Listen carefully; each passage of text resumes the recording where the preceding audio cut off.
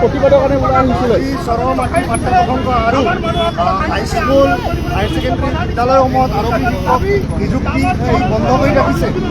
তাৰ বিৰুদ্ধে আমি আজি প্ৰতিবাদী কাৰ্যসূচী এআইইউডিএফ পুলিচ বাহিনী উপযোগ কৰি লাগিছে।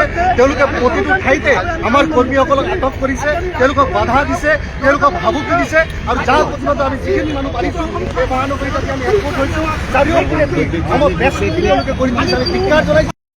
ভাষাৰ কোনো মূল্য নাই, ইয়াতে কোনো প্ৰতিবাদ কৰাৰ কোনো পৰিৱেশ নাই। হিমন্ত বিশ্ব শৰ্মা নেতৃত্বাধীন চৰকাৰখনে যি স্বৈৰাচাৰী আৰু স্বৈৰতন্ত্ৰ আৰম্ভ কৰিছে, গণতন্ত্ৰক মেলুচি হত্যাৰ ষড়যন্ত্ৰ আৰম্ভ কৰিছে, তাৰ বিৰুদ্ধে আজি আমাৰ এই প্ৰতিবাদ।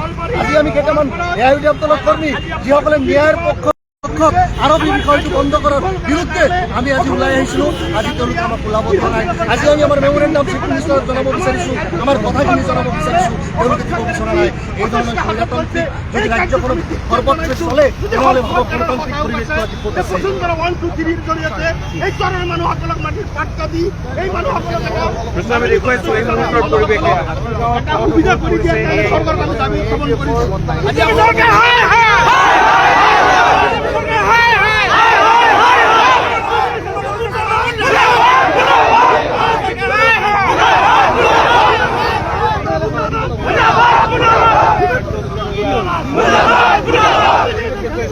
মুৰ্দাবাদ